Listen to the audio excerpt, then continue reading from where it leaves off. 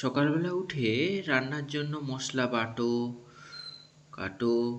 মশলা বাটা ঝামেলা ছাড়াই মশলা কেটেই চিকেন বানিয়ে নেবেন। এই চিকেন বানানোর জন্য প্রথমে ফ্রাইং প্যান গরম করে আমি একটা মশলা বানিয়ে নেব। এই মশলার জন্য আমি গোলমরিচ, সাদা গোলমরিচ, কালো গোলমরিচ, জিরে, ধনে, মৌরি, লবঙ্গ, এলাচ, দারচিনি সব ভালো করে গরম করে নেব, যাতে আমার মশলাটা ভালোভাবে গুঁড়ো হয়ে যায়। আমি গুঁড়োটা একটু করব, কিন্তু পুরোপুরি মিহি নয়, আধ ভাঙা মতো করলে হবে। এভাবে গরম করার পরে আমি মশলাটা গুঁড়িয়ে রেখেছিলাম। এরপর আমি পেঁয়াজ কেটে রেখেছিলাম, যেটাকে আমি বেরেস্তা করে নেব। বেরেস্তাগুলো ভাজা হয়ে গেলে আমি ছেঁকে তুলে নেব।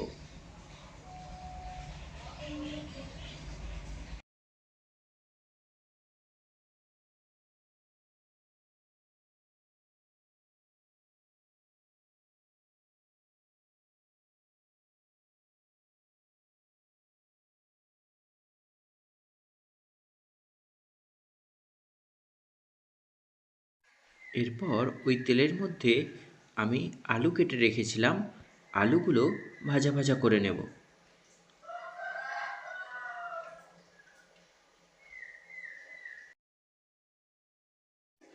এরপর আমি চিকেনটার মধ্যে রসুন কাটা, আদা কাটা কুচি কুচি করে নিয়েছি, লম্বা কুচি, পেঁয়াজ কুচি,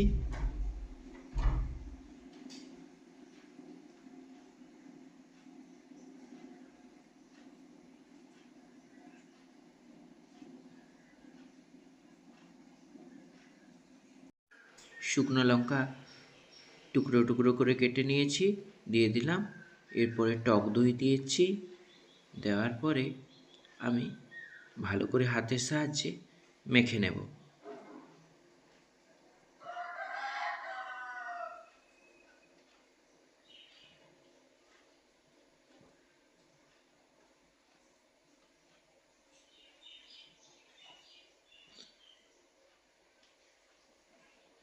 ভালোভাবে মাখা হয়ে গেলে আমি ওটাকে কিছুক্ষণ রাখার পর কড়াইতে মশলাটা পুরো, মশলাসহ চিকেনটা ম্যারিনেট করে রেখেছিলাম যেটুকু, সেটা সমস্তটা দিয়ে দিলাম। দেওয়ার পরে আমি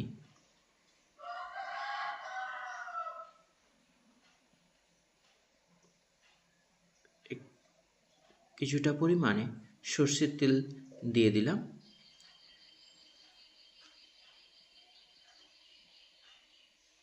এবার খুন্তির সাহায্যে ভালো করে মাখিয়ে নিচ্ছি। আমি মাংসটা দেওয়ার পরেই গ্যাসটা জ্বালিয়েছিলাম। এরপর আমি ভালো করে ওকে নাড়াচাড়া করতে থাকবো মাংসটা। এরপরে যে আমি মশলাটা করেছিলাম গুঁড়ো করে, আমি ওর মধ্যে দিয়ে দিচ্ছি।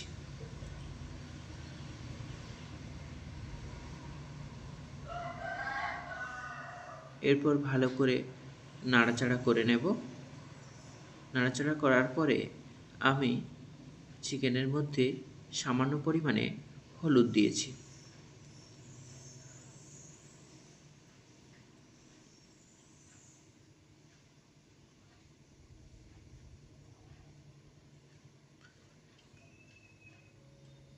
এটাকে ভালো করে নাড়াচাড়া করতে থাকবো।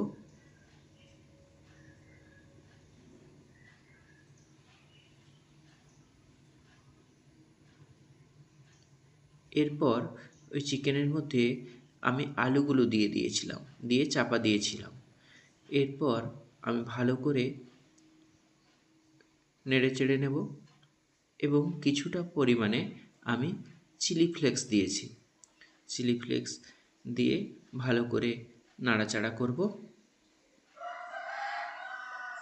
ভালোভাবে নাড়াচাড়া করে দিচ্ছি। আমার প্রায় জলটা শুকিয়ে এসেছে।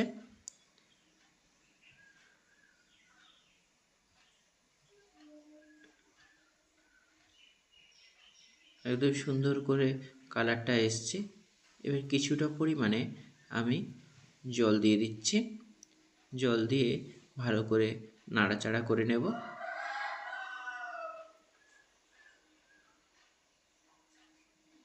অবশ্যই গরম জল দেবেন।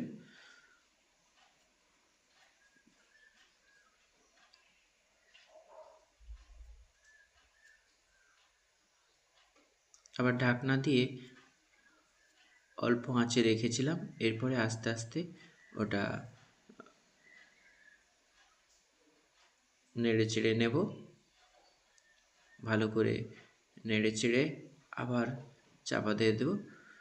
একদম অল্প আঁচে ধীরে ধীরে করছি, যাতে করে মশলাটা না লেগে যায় কড়াইতে, চিকেনটাও না লেগে যায়।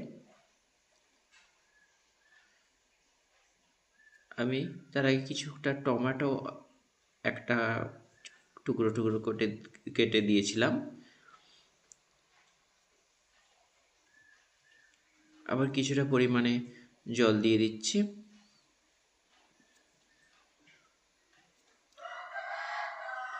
জলটা গরম করে রেখেছিলাম, সেটাই দিয়ে দিচ্ছি। দিয়ে মশলার সঙ্গে ভালো করে যাতে মিশিয়ে যায় জলটা।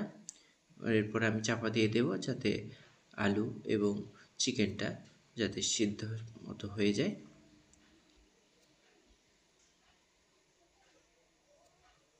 চাপা দিয়ে রেখেছিলাম। আমার চিকেনটা থেকে কালারটা বেরিয়ে এসছে, সুন্দর কালারটা।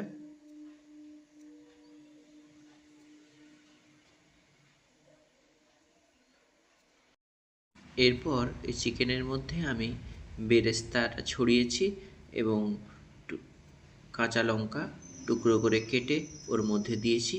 দিয়ে ভালো করে নেড়ে চেড়ে নেব। দিয়ে আবার কিছুক্ষণের জন্য চাপা দিয়ে রেখে দেব। চাপা দিয়ে রেখেছিলাম। আমার মাংসটা রেডি হয়ে গেছে। অবশ্যই বাড়িতে এইভাবে ট্রাই করবেন। ভালো লাগলে অবশ্যই সাবস্ক্রাইব করবেন।